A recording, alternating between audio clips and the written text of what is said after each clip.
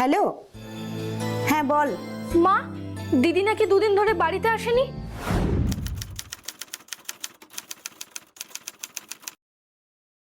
তুই কি করে জানলি?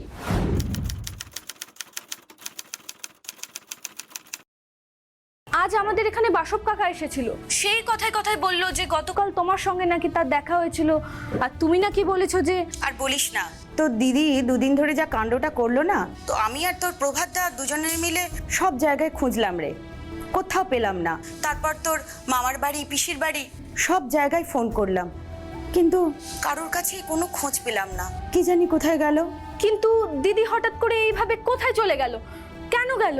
জানি না রে মা, কিচ্ছু বুঝতে পারছি না। কি যে দুম করে বসলো না, আর বলিস না। তার উপরে দেখ, তুইও থাকিস না বাড়িতে, প্রভাতটা নিহাত আছে, তাই একটা ভরসা। মানে প্রভাতদা কি এখন আমাদের বাড়িতে নাকি?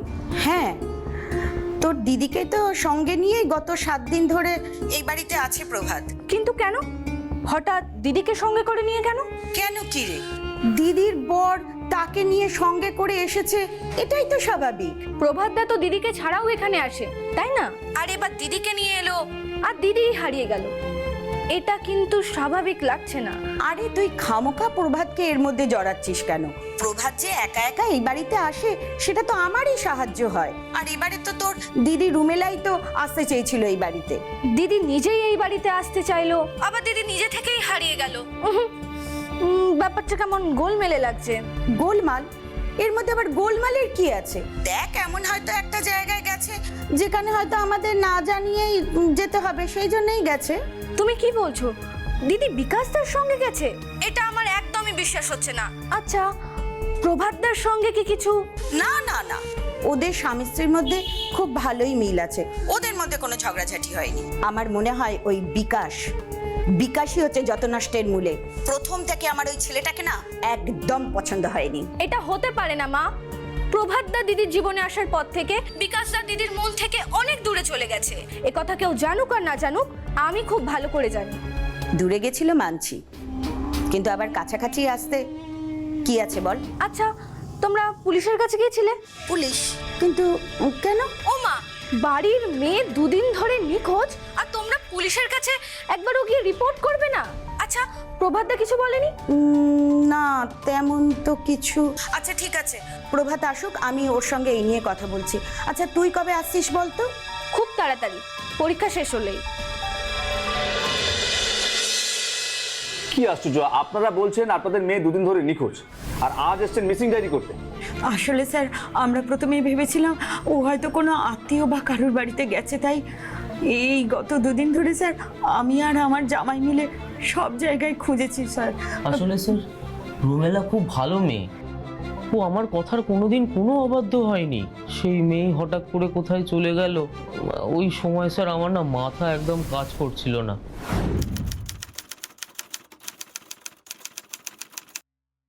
আচ্ছা, আপনার মেয়ে কোথায় যেতে পারে বলে মনে হয় আপনাদের? মানে কোনো বন্ধুর বাড়ি বা কোনো আত্মীয়ের বাড়ি বা কারোর সঙ্গে? না না ম্যাডাম, বললাম না, রুমেলা আমাকে না জিজ্ঞেস করে কোথাও কখনো যেত না। হ্যাঁ, এই বাড়িতে আসার পর থেকে ও মাঝে মাঝে নিজের কয়েকটা বন্ধুদের সাথে দেখা করতে যেত ঠিকই, কিন্তু আচ্ছা, এমন নয় তো যে আপনার সঙ্গে আপনার ওয়াইফের ঝগড়াঝাটি হওয়ার ফলে? না না স্যার, আমার জামাই খুব বুদ্ধিমান স্যার, আর মেয়েও খুব ভালোবাসে স্যার। এই এতদিনের মধ্যে ওদের সেরকম স্যার কোনো রকমই কোনো ঝগড়াঝাটি হয়নি তেমন।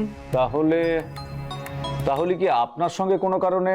না না স্যার, রুমেলা ওর মাকে খুব মাননি করে, ওর মায়ের কোনো কথার এতটুকু অবাধ্য হয় না, মায়ের মুখের ওপর কোনো কথা বলে না। আসলে স্যার, রুমেলা খুব শান্ত ধীর স্থির একজন মেয়ে। বেশ, আপনারা পাশের ঘরে ডায়েরি লিখিয়ে যান, আমরা আমাদের মতো খোঁজ খবর নিয়ে দেখছি। রুমেলা বর্মন, হ্যাঁ, বছর 27-এর রুমেলা বর্মনের সঙ্গে বিয়ে হয় বছর 30-এর প্রভাতদের সঙ্গে বছর খানেক আগে।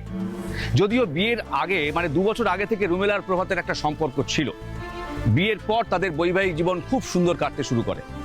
বিয়ের আগে থেকে যদিও রুমেলার মা কমলিনী দেবী এবং তার বোন পামেলার সঙ্গে প্রভাতের একটা সম্পর্ক বা পরিচিতি ছিল, কিন্তু বিয়ের পরে তাদের সঙ্গে ঘনিষ্ঠতা ক্রমশ বাড়তে থাকে।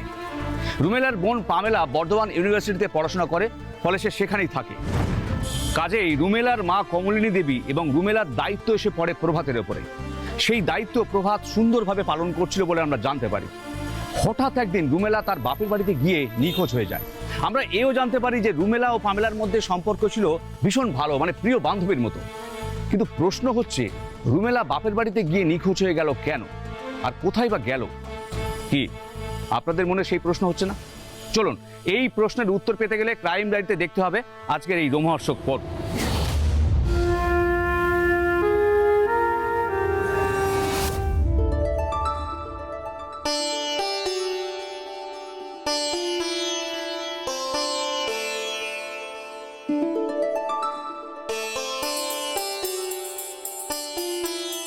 বাহ দিদি বাহ, এত সুন্দর একটা লকেট তুই নিজেই আগে পরে নিলি। আমি তো তোকে সবকিছু আগে পরতে দি রে। আমি এটা তোকে দিতে পারবো না রে বুনু। কেন দিতে পারবি না? কারণ এটা আমি কিনিনি।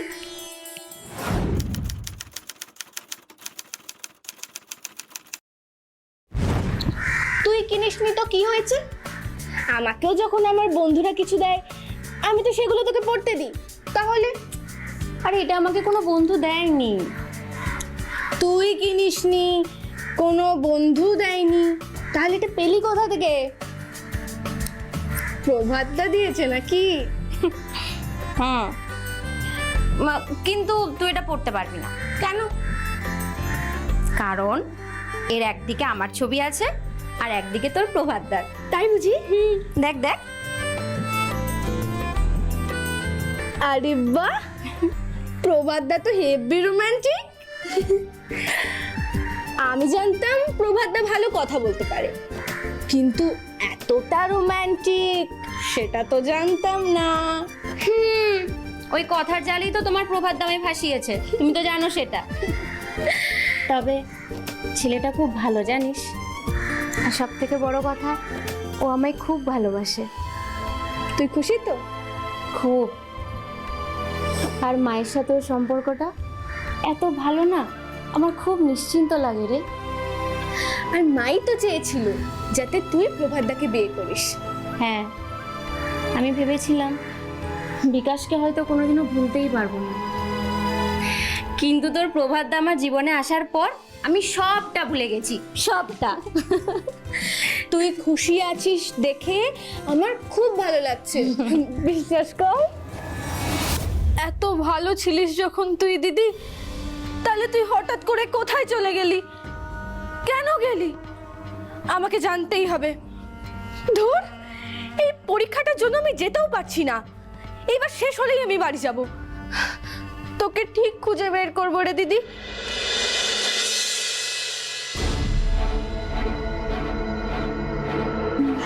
কে? কি তুমি? তুমি আমার ঘরে এরম করে এসেছো কেন?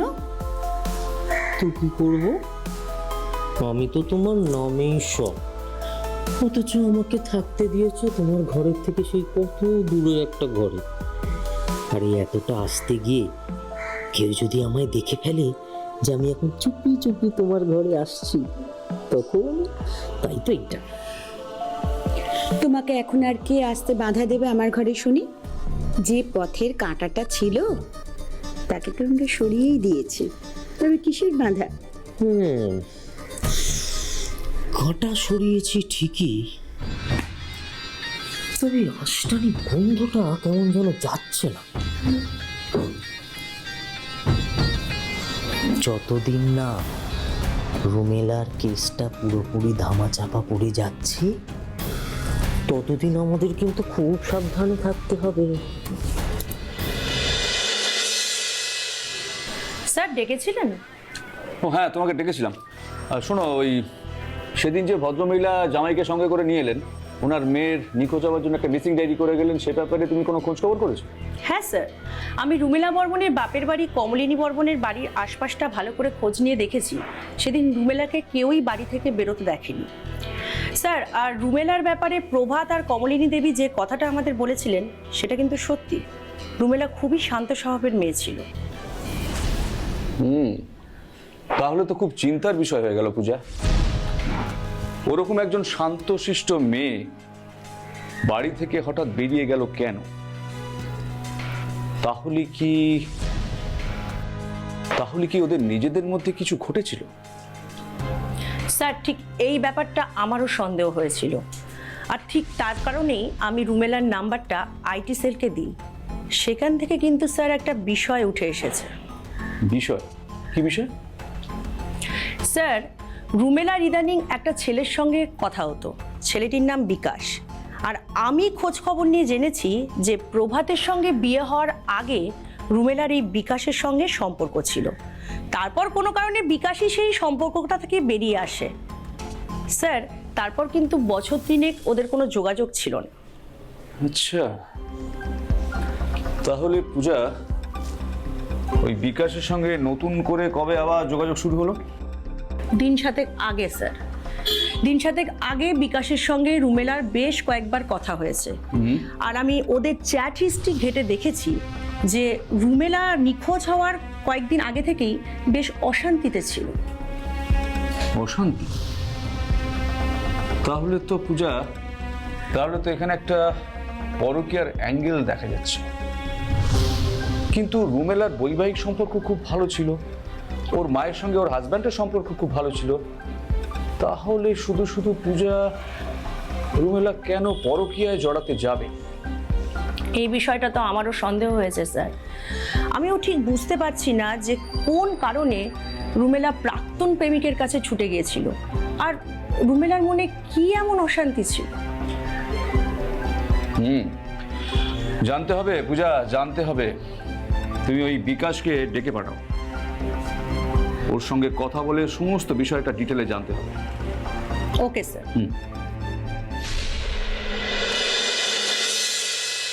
কি রে, এত দেরি হলো?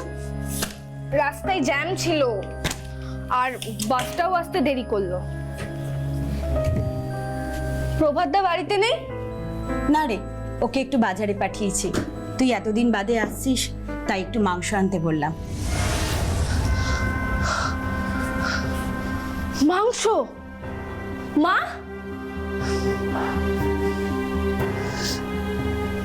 তুমি কি গো? দিদি 5 দিন ধরে নিখোঁজ আর তুমি মাংস আনাচ্ছ?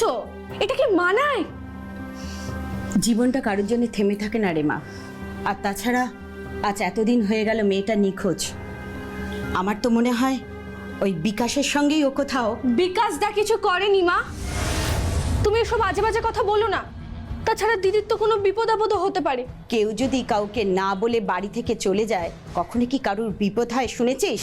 আমাকে এসব বোঝাতে আসিস না। আর তাছাড়া রুমির কোনো কিছু হলে আমরা ঠিক খবর পেতাম। যখন কোনো খবর পাইনি, তখন তার মানে ও ঠিকই আছে। তুমি এতটা নিশ্চিন্ত হয়ে এই কথা বলছো কি করে? বলছি পরিবেশ পরিস্থিতি বুঝে। সে তো তোমাকে দেখেও আমার অন্যরকমই লাগছে। মানে তুই কি বলতে চাইছিস? মা, তোমার বড় মেয়ে নিখোঁজ, এদিকে তোমার চোখ মুখ দেখে বোঝাই যাচ্ছে না যে তোমার কোনো চিন্তা আছে। উল্টে তোমাকে আরো বেশি সুন্দরী লাগছে। অচেনা কেউ দেখলে তো বুঝতেই পারবে না যে তোমার দুটো বড় বড় মেয়ে আছে। সে তো সেজে গুজে থাকা আমার বড় বড়েরই অভ্যেস রে। কোনোদিন কি আমাকে দেখেছিস তোরা আগোছালো হয়ে আলু থালু হয়ে থাকতে? না, তা দেখিনি, কিন্তু দিদি নিখোঁজ হওয়ার পরেও যে তোমাকে আগের মতোই বা তার থেকেও বেশি সুন্দরী দেখাবে, এটাও ভাবিনি। কেন, তোর কি আমাকে দেখে হিংসে হচ্ছে? আর তাছাড়া তুই তো নিজেও আমার মতো। না মা, আমি একেবারেই তোমার মতো নই। তাছাড়া আমার এসব সাজগোজ একেবারেই পছন্দ নয়। ওই লোক সমাজে চলতে গেলে যতটুকু দরকার ব্যাস ততটুকুই, তাতেই আমি খুশি। এই তো আমি এসে গেছি। না না, এটা ধরো ধরো। আজ আমার শালি ম্যাডাম এসেছে, তাই আমি আজকে চিকেনের বদলে একদম মাটন এনেছি। তা শালি ম্যাডাম কেমন আছেন? ভালোই। তোমার বউ নিখোঁজ আর তুমি খাসির মাংস খাবে প্রভাতদা? ও মা, তোমার মাই তো বললো তার মেয়ে আসছে, তার জন্য একটু মাংস আনতে। আমি না হয় চিকেনের বদলে একটু মাটন এনেছি। আর তাছাড়া তোমার দিদিকে নিয়েও আমার তো চিন্তা কম নয় না। আচ্ছা প্রভাতদা, আমার দিদি তো এইভাবে কাউকে না জানিয়ে কোথাও যাবার মেয়ে নয় প্রভাতদা। তাহলে কি করে হলো এসব? এ কথা আমিও জানি না, তবে তোমার মা বলছেন তোমার দিদি নাকি। মায়ের কথা বাদ দাও, তোমার কি মনে হয় তুমি সেটা বলো। দেখো, মানুষের মন তো সব সময় তো এক জায়গায় টেকে না। না মানে ধরো, আমি তোমার দিদিকে যেভাবে ভালোবেসেছি প্রাণ দিয়ে, ও হয়তো সেভাবে আমাকে অতটা ভালোবাসতে পারেনি, তাই হয়তো। আমিও তো তাই বলছি, রুমি এমন একটা কাণ্ড করেছে যার জন্য ও এখানে আসতে পারছে না, আর যা করেছে তা ওই বিকাশের সঙ্গেই। বিকাশদা কিছু করেনি মা। তুমি এতটা নিশ্চিত হচ্ছ কি করে? বিকাশদা যদি কিছু করতো তাহলে আজ সকালে পুলিশ ওকে থানায় ডেকে নিয়ে যেতে পারতো না, ও দিদির মতো নিখোঁজই থাকতো। পুলিশ বিকাশকে ডেকেছে? তুমি জানলে কি করে? আজ সকালেই আমার বিকাশদার স্ত্রীর সঙ্গে দেখা হয়েছিল, সেই আমাকে বলল দিদির নিখোঁজ হওয়ার ব্যাপারে পুলিশ ওকে থানায় আজ ডেকে পাঠিয়েছে। পুলিশ নিশ্চয়ই কিছু পেয়েছে, তাই ওকে ডেকে পাঠিয়েছে, এমনি এমনি তো আর ডেকে পাঠায়নি। পুলিশ যদি কিছু পেতো তাহলে বিকাশদাকে তুলে নিয়ে যেত, ডেকে পাঠাতো না। আর দিদি নিখোঁজ হলেও বিকাশদা কিন্তু গত 5 দিন ধরে এখানেই ছিল, তাই আমার দৃঢ় বিশ্বাস বিকাশদা নয়, দিদির নিখোঁজের পেছনে অন্য কেউ দায়ী। আমি তাই নই, সত্যি বলছি, বিশ্বাস করুন। রবি কোথায় গেছে আমি কিচ্ছু জানি না। মিথ্যে কথা বলছেন আপনি। গত 7 দিন ধরে যদি রুমেলার সব থেকে বেশি কারোর সঙ্গে কথা হয়ে থাকে সেটা হলো আপনি।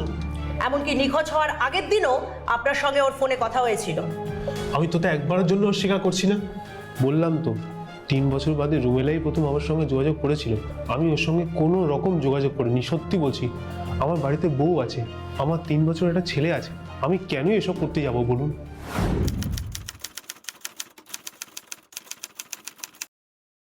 প্রথম প্রেম কি কেউ ভুলতে পারে বিকাশবাবু? আপনি কি করে ভুললেন? কে বলেছে আমি ভুলেছি? আমি তো রুমেলাকে সত্যিই ভালোবাসতাম, কিন্তু আমার বাবা ছিলেন একজন গোড়া ব্রাহ্মণ। সে কিছুতেই আমার বিয়ে একজন অব্রাহ্মণের সঙ্গে দিতে রাজি না হওয়াতেই আমাকে সেদিন পিছিয়ে আসতে হয়েছিল স্যার।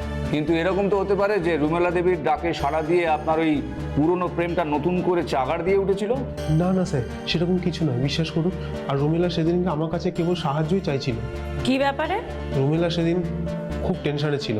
ও বারবার বলতো ও মানুষ চিনতে বড় ভুল করেছে, সব থেকে নিজের মানুষটার বুকে ছুরি মেরেছে।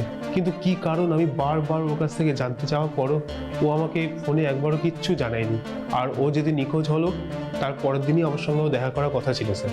কিন্তু ঘটনাচক্রে আপনার ওর সঙ্গে আগের দিন দেখা হয়ে গেল, আর তারপরেই আপনি ওকে।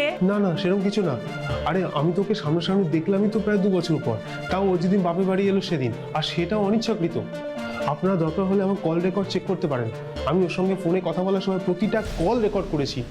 আই সি, তার মানে আটঘাট বেঁধে আপনি খেলতে নেমেছেন, পাক্কা খেলোয়াড়।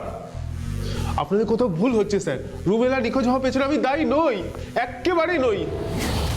বিকাশকে জিজ্ঞাসাবাদ করে এবং তার সম্পর্কে সমস্ত তথ্য সংগ্রহ করে আমরা নিশ্চিত হই যে রুমেলা বর্মন নিখোঁজ ঘটনার পেছনে বিকাশের কোনো হাত নেই।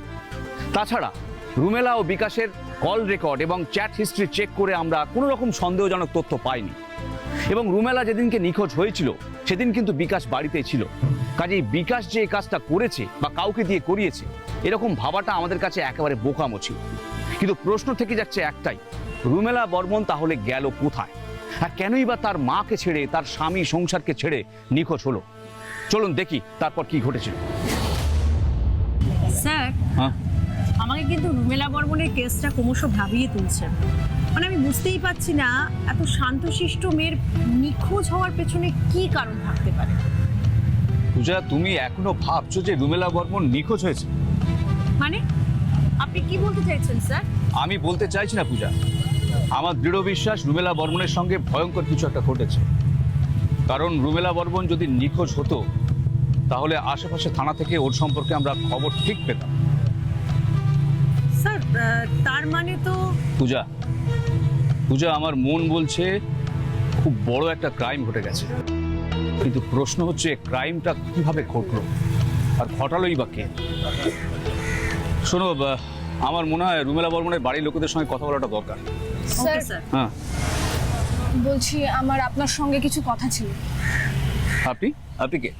আমি পামেলা বর্মন, নিখোঁজ রুমেলা বর্মনের বোন। আচ্ছা, আপনি সেই বোন যিনি বর্ধমানে থাকতেন? পরীক্ষা শেষে বাড়ি এসেছি। আমার দিদির নিখোঁজ হওয়া নিয়ে আপনাদের সঙ্গে কিছু কথা বলার ছিল। হ্যাঁ নিশ্চয়ই, কিন্তু এখানে আপনি বরং চলুন থানায় গিয়ে আমাদের সঙ্গে কথা বলবেন, চলুন। না না, আপনি এতটা নিশ্চিত স্যার, হয়ে কি করে? এটা আপনি দেখুন। এটা তো ডায়েরি। এই ডায়েরিটা আমার দিদির। ও ছোটবেলা থেকে নিজের মনের কথা এই ডায়েরিতে লিখে রাখতো। এমনকি ওই ডায়েরিটা কাউকে দেখতেও দিত না, আমাকেও না।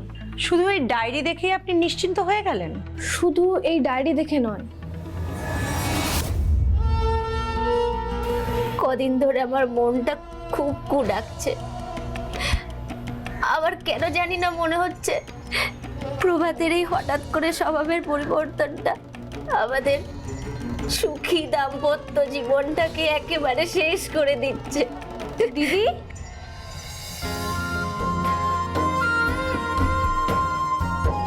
হ্যাঁ, এই দিদি, হ্যাঁ রে, তুই এখানে কি করছিস?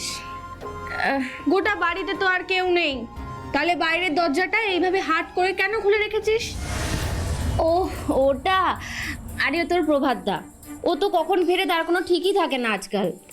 তাই ধর আমি ভেতরের ঘরে থাকলাম বা বাথরুমে থাকলাম, যতক্ষণ না আমি গিয়ে দরজাটা খুলবো তোর প্রভাতদা বাইরে দাঁড়িয়ে থাকবে, তাই খোলা রাখি দরজাটা। আর যদি প্রভাতদার বদলে আমার মতনই হঠাৎ করে কেউ এসে ঢুকে পড়ে? তুই হঠাৎ এই বাড়িতে এলি যে? কি করব বল, আমার নিজের দিদি নিজের বিয়ের পর এতটাই সংসার নিয়ে মেতে আছে যে তার বোনের সঙ্গে সে দেখা করতে ভুলেই গেছে। আর এদিকে এই মাস শেষ হলেই তো আমার কলেজের পরীক্ষা শুরু হবে, তাই কাল সকালেই আমি হস্টেলে বেরিয়ে যাব। তাই ভাবলাম তোর সঙ্গে একটু দেখা করে যাই। খুব ভালো করেছিস রে বোন। জানিস তো আমারও কটা দিন ধরে না তোর জন্য খুব মন কেমন করছিল। আগেকার দিন তো আর নেই যে তুই সারাক্ষণ আমার সঙ্গে লেগে থাকবি। এখন তোর সঙ্গে দেখা করতে গেলেও আমাকে অপেক্ষা করে বসে থাকতে হয়। আর তো কটা দিন রে দিদি, তারপর আমি পার্মানেন্টলি এখানে চলে আসবো। এই তো 2 মাস পরেই আমার পরীক্ষা, আর তো হস্টেল যাওয়ার কোনো ব্যাপারই থাকবে না। কেন, চাকরি বাকরি করবি না নাকি? তোর কি মনে হয় মা আমাকে পাশ করার পর ফেলে রাখবে? এখন থেকেই শুরু করে দিয়েছে, পরীক্ষা শেষ হলেই আমার দেখাশোনা শুরু করে দেবে। না পামেলা, তুই নিজের পায়ে না দাঁড়িয়ে বিয়ে করবি না, আমি সেটা হতে দেব না। আমি খুব বড় ভুল করেছি রে, নিজের পায়ে না দাঁড়িয়ে বিয়ে করে। এখন সেটা হাড়ে হাড়ে টের পাচ্ছি। আমার যদি পায়ের তলার মাটিটা একটু শক্ত থাকতো না, তাহলে আমার আর কোনো চিন্তাই থাকতো না। কি হয়েছে বলতো তোর? মুখটা এরকম শুকনো শুকনো লাগছে, তারপর এসব চিন্তার কথা বলছিস কেন? প্রভাতদার সঙ্গে কি তোর কিছু হয়েছে? টাকা পয়সা নিয়ে কি তোকে কোনো কথা শুনিয়েছে প্রভাতদা? তোর প্রভাতদার আমাকে কথা শোনানোর সময় কোথায় রে? সে তো বাড়িতেই থাকে না আজকাল, কখন যে আসে কখন যে যায় সেটা ওই জানে। প্রভাতদা তো সকালবেলায় মাকে নিয়ে কোথাও একটা বেরোলো, তুই জানিস না? মাকে নিয়ে? কই, আমি কিছু জানি না তো। ও তো দেখছি এখন আমার থেকে মায়ের সঙ্গেই বেশি থাকে। সে থাকুক, তাতে আমার কোনো আপত্তি নেই, কিন্তু আমাকে একবার বলে যাবে তো বল। আমি কি ওকে মায়ের সেবা করতে যেতে আটকাবো বলতো? ও অবশ্য মাকে নিয়ে ডাক্তারখানা যাবে বলেছিল। ডাক্তারখানা? সে তো কাল গেছিল দুজনে। কাল? মানে কাল ও প্রভাত ওই বাড়িতেই ছিল, কিন্তু ও যে বললো কোনো একটা কাজে আটকে গেছে। আজ তো ওদের কথা শুনে যা বুঝলাম ওরা কোথাও ঘুরতে বা বাইরে বেড়াতে গেছে। আরো শুনলাম বাইরে নাকি লাঞ্চ করে ফিরবে। দেখেছিস, আমার বরটা এখন আমাকে ছেড়ে ওই বাড়ির ছেলেই বেশি হয়ে গেছে। আসলে ওর সঙ্গে মায়ের বন্ডিংটা এত ভালো যে দিনের পর দিন বউকে না জানিয়ে বউয়েরই বাপের বাড়িতে পড়ে থাকে, তুই এর মধ্যেও শুধু ভালো দেখলেও আমার চোখ কিন্তু অতটাও সাদামাটা নয় রে দিদি।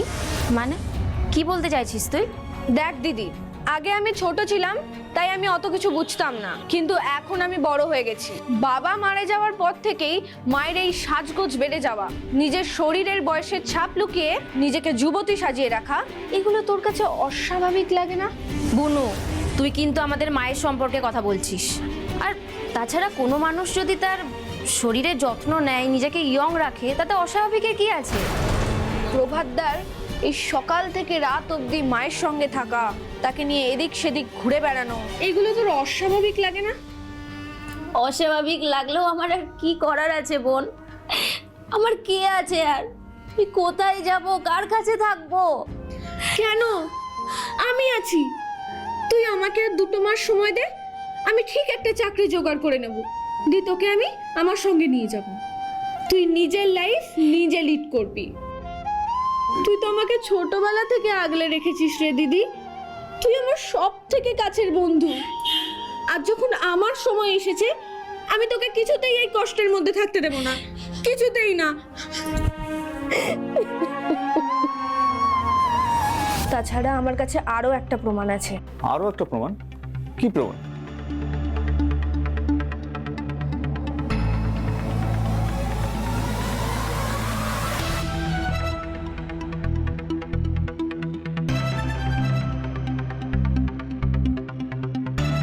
এটা তো লকেট। এই লকেট আমি প্রথম দেখি দিদির গলায়। দিদি বলেছিল প্রভাতদা দিদিকে গিফট করেছিল। তারপর এই লকেটের ভেতর দিদি আর প্রভাতদার ছবিও ছিল। তারপর? কিন্তু এখন এই লকেটের ছবি বদলে গেছে।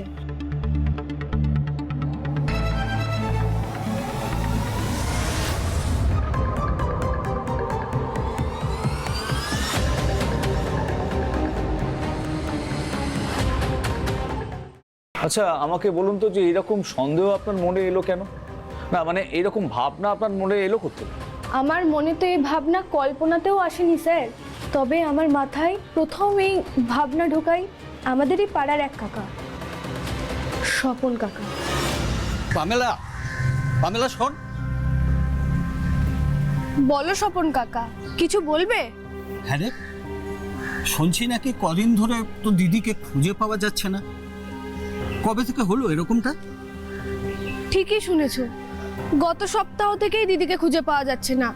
এ বাবা, কিন্তু রুমেলা তো এভাবে কাউকে কিছু না বলে কোথাও যাবার মেয়ে নয়। আমারও তো সেই একই প্রশ্ন কাকা। আচ্ছা তোমার মনে আছে তুমি দিদিকে লাস্ট কবে দেখেছো? তা তো মনে নেই, তবে অনেক দিন থেকে ওকে বাইরে দেখিনি। তুই গত সপ্তাহের কথা বললি বলে মনে পড়লো, গত সপ্তাহে একদিন রাত্রে এই 2-2:30 নাগাদ তোর জামাইবাবু ভারী কিছু একটা গাড়ির ডিকিতে তুললো। অবশ্য তোর জামাইবাবু আমাকে দেখতে পায়নি।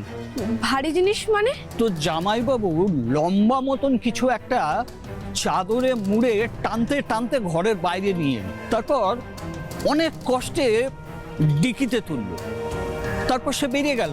তুমি ঠিক দেখেছো? এটা গত সপ্তাহতেই ঘটেছে? হ্যাঁ রে বাবা। ও আর একটা কথা তোকে বলা ঠিক হবে কিনা ঠিক বুঝতে পারছি না। কি কথা? না মানে শুনছি তোর মায়ের সাথে তোর জামাইবাবুর সম্পর্কটা ঠিক স্বাভাবিক শাশুড়ি জামাইয়ের সম্পর্ক নয়। মানে? না মানে ওদের সম্পর্কটা ঠিক স্নেহের সম্পর্ক নয়, বরং অন্যরকম। এবার তুই বড় হয়েছিস, আশা করি তুই বুঝবি। তোর বাবাকে আমি নিজের দাদার মতোই ভাবতাম, তাই এতদিন কাউকে কিছু বলিনি। কিন্তু আজ তো দিদি নিখোঁজ হবার পর মনে হলো কথাটা তোকে বলি। আর তুই কিছু মনে করিস না মা? না না, আমি কিছু মনে করিনি। এরপর আমি বাড়ি গিয়ে দিদির ঘরে যাই। সেখানে গিয়ে এই ডায়েরিটা খোঁজার চেষ্টা করি। আমার মনে হয়েছিল স্বপন কাকা যা আমায় ইঙ্গিত দিল সেটা যদি সত্যি হয়, সেটা সবার আগে বুঝতে পারবে আমার দিদি। আর ও কিছু বুঝলে অবশ্যই ও এই ডায়েরিতে লিখে রাখবে। তারপর যখন আমি এই ডায়েরিটা পাই তখনই আমি বুঝে যাই আমার দিদি নিজের ইচ্ছে নিখোঁজ হয়নি। তা না হলে ও কিছু নিক না নিক, এই ডায়েরিটা অবশ্যই নিত। আর এই লকেট, এই লকেটটাও কি আপনার দিদির ঘর থেকে? না, এই লকেটটা আমি পেয়েছি আমার মায়ের ঘর থেকে। লকেট খুলে দেখার পর আমার কাছে সবটা পরিষ্কার হয়ে যায়। তাই এই দুটো জিনিস আমি আপনাদের হাতে তুলে দিলাম, বাকিটা আপনাদের কাজ। রাইট। দেখুন আপনার দিদিকে হয়তো আর আপনি ফেরত পাবেন না, কিন্তু যারা আপনার দিদির সঙ্গে এই জঘন্য কাজটা করেছে তারা শাস্তি পাবে, পাবেই। আমি আপনাকে কথা দিচ্ছি। সেটুকু দেখবেন প্লিজ। নিশ্চয়ই আসছি।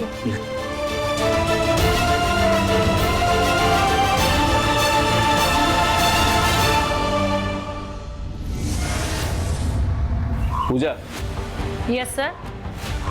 গাড়ি বার করতে বলো। লকেট রহস্যের উদ্ঘাটন যখন হয়েই গেল, তখন তো জবনিকা পতন আমাদেরকেই করতে হবে। Okay sir.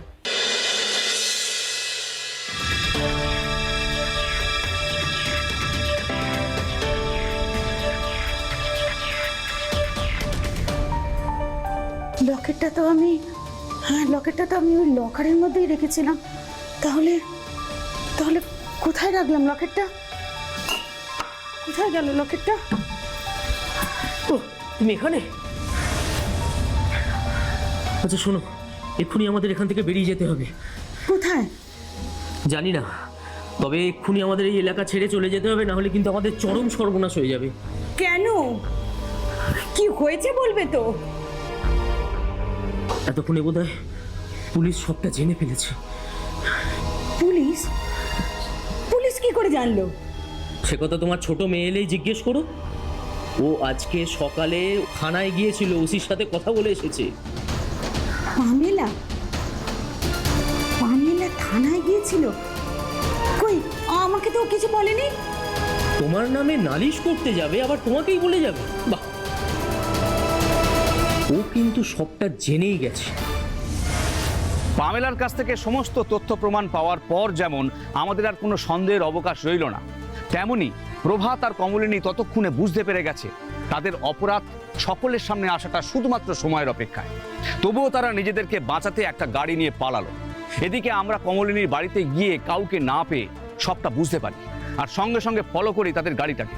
আর আশেপাশের চেকপোস্টে জানিয়ে দেওয়া হয় ওই গাড়ির নাম্বারটা। অবশেষে জানা যায় যে ওই নাম্বারের গাড়ি ছুটে চলেছে হাই রোড দিয়ে। তাই আমরা আর অপেক্ষা না করে আমাদের লক্ষ্য পূরণের উদ্দেশ্যে অনুসরণ করি ওই গাড়িটাকে।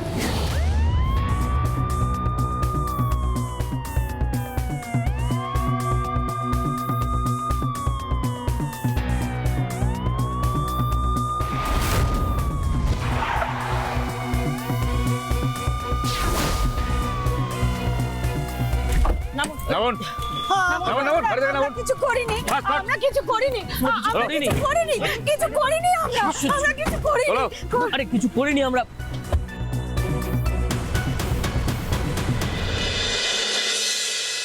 দেখুন, আপনাদের বিরুদ্ধে সমস্ত তথ্য প্রমাণ আমাদের হাতে চলে এসেছে, তাই ভনিতা না করে যত তাড়াতাড়ি আপনারা সত্যিটা স্বীকার করবেন, তাতে আপনাদের এবং আমাদের সময়টা বাঁচবে। কি সত্যি জানতে চান আপনারা? বসুন স্যার।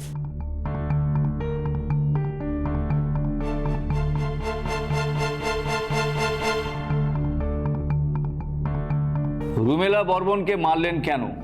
রুমেলা মারা গেছে? আপনাকে কে বললো? না না, ও তো নিখোঁজ হয়েছে মাত্র।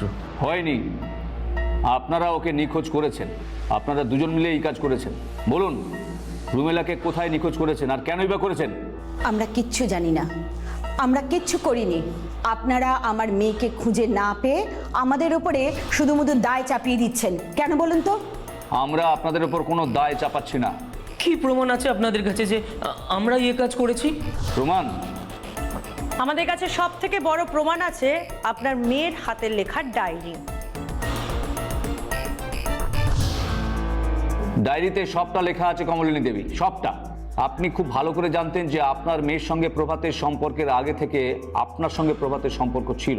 তাই সবটা জানার পর কেন শুধু শুধু আপনার মেয়ের সঙ্গে প্রভাতের বিয়ে দিলেন বলুন? জানি না।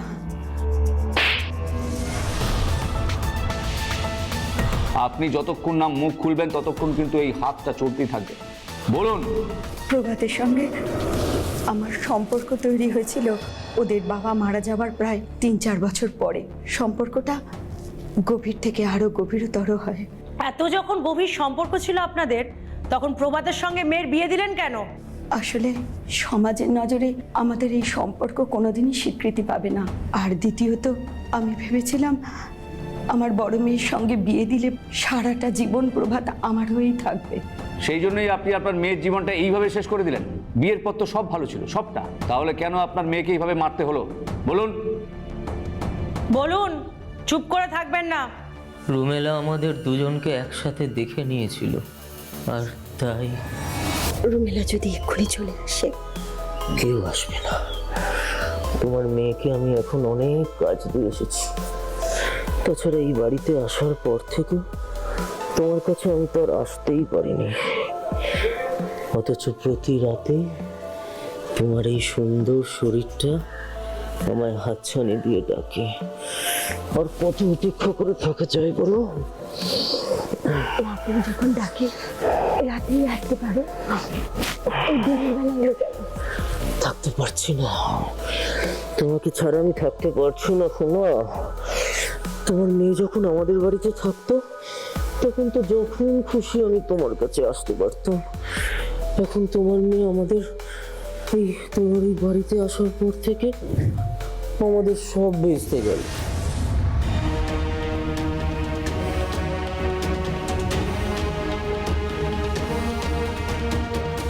প্রভাত,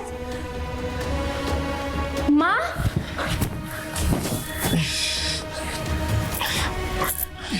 রুমি, তুই শোন মা, আমার কথাটা শোন, তুই আমার কথাটা শোন। রুমি রুমি রুমি তুমি তুমি যা দেখেছো সেটা সত্যি নয়, বিশ্বাস অন্য। তোমরা সম্পর্কে শাশুড়ি জামাই হয়ে? না না না, আমি এটা কি দেখলাম? এটা হতে পারে না, এটা হতে পারে না, এটা কিছুতেই হতে পারে না। কি হবে এখন? রুমি তো সব দেখে ফেললো, এবার যদিও বাইরে গিয়ে সবটা বলে দেয়। তুমি কিচ্ছু চিন্তা করো না, ও কিচ্ছু বলবে না, আমি সবটুকু সামলে নেব, কোনো চিন্তা করো না তুমি।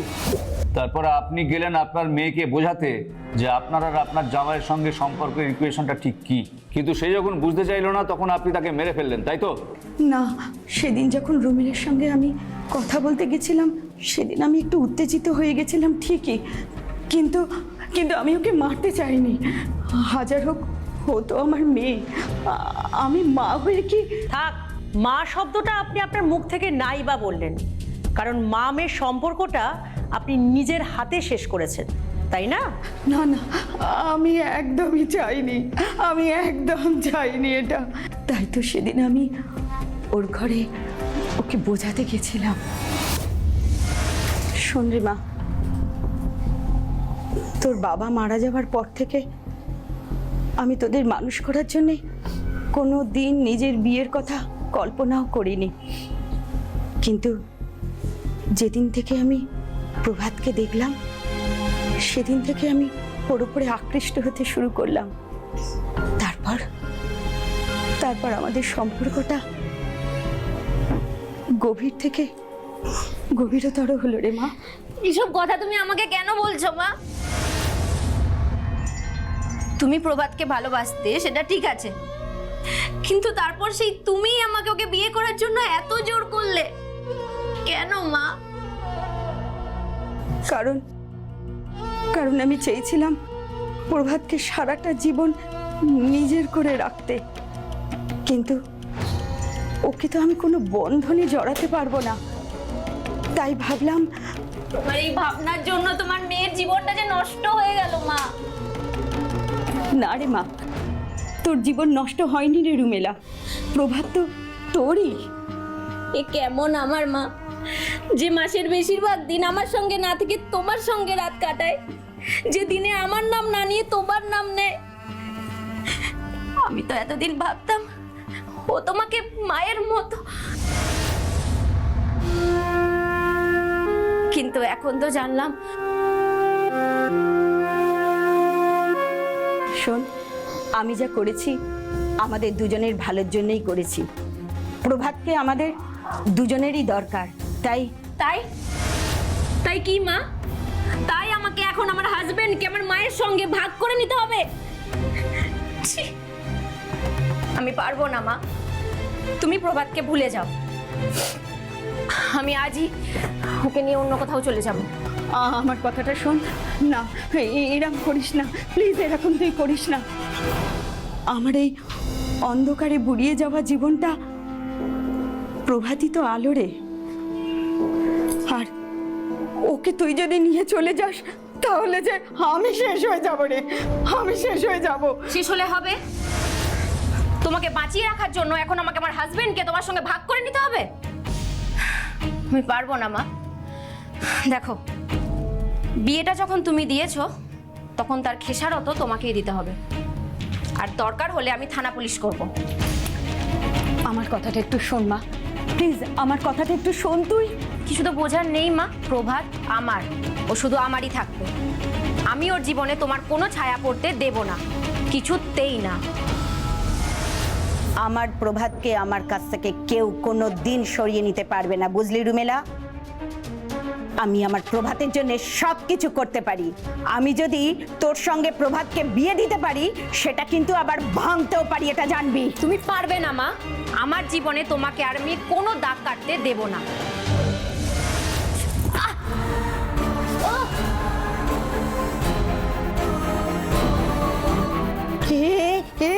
কি করলাম?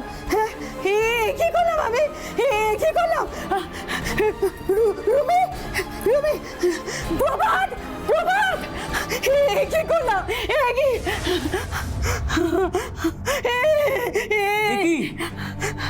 কি করলে তুমি কমলিনী? তুমি তোমার মেয়েকে মেরে ফেললে? বিশ্বাস করো, বিশ্বাস করো, আমি ওকে মারতে চাইনি।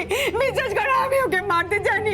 ও বললো ও তোমাকে আমার কাছ থেকে কিনে নেবে। বিশ্বাস করো, বিশ্বাস করো, আমি চাইনি, আমি চাইনি, আমি চাইনি এটা। বিশ্বাস করো, আমি চাই। সেদিন রাতেই আমি রুমেলার নিথর দেহটাকে গাড়ি করে নিয়ে যাই ব্রিজের ওপরে। তারপর মার্ডারের ওয়েপন সমেত রুমেলার দেহটাকে আমি ছুঁড়ে ফেলে দিই নদীর বুকে। বিশ্বাস করুন, আমি করতে চাইনি এ কাজ, আমি ওকে মারতে চাইনি। বিশ্বাস করুন স্যার, সেদিন যে আমার কি হয়েছিল তা আমি নিজেও জানি না স্যার। আপনি মা হওয়ার যোগ্য নন কমলিনী দেবী। আপনাদের এই অপরাধের সূত্রটা কে প্রথম আমাদের হাতে তুলে দিয়েছিলেন জানেন? আপনারই ছোট মেয়ে পামেলা। সেই সমস্ত তথ্য প্রমাণ, আপনাদের বিরুদ্ধে সমস্ত তথ্য প্রমাণ আমাদের হাতে তুলে দিয়েছিল, যাতে কেসটা আমরা খুব তাড়াতাড়ি সলভ করতে পারি। আপনি প্রভাতের সঙ্গে নিজের জীবনের আলো খুঁজতে গিয়ে নিজের সাথে সাথে ওর জীবনটাকে অন্ধকারে ঠেলে দিয়েছেন। তাই আপনাদের দুজনের আগামী ঠিকানা হচ্ছে লক আপ, আর এটাই আপনাদের ভবিতব্য। রুমেলা বর্মন, হ্যাঁ, এই রুমেলা বর্মন সত্যি সত্যি তার স্বামীকে ভালোবেসেছিল, তবুও তার সত্যিকারের ভালোবাসার দাম চোকাতে হলো নিজের প্রাণ দিয়ে। আসলে ভালোবাসার সম্পর্কের মধ্যে ভালোবাসার থেকে যখন দৈহিক চাহিদাটাই বড় হয়ে ওঠে, তখন এই রকম ভয়ঙ্কর অপরাধ অনায়াসে ঘটে যায়।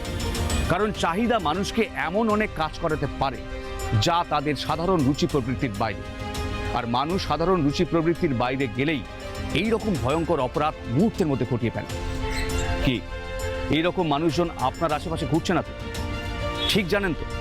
নাকি আপনারই অজান্তে আপনারই ঘাড়ের কাছে কোনো অপরাধে নিঃশ্বাস ফেলছে? যাই হোক, সাবধানে থাকুন আপনি। সাবধান হোক বাংলা।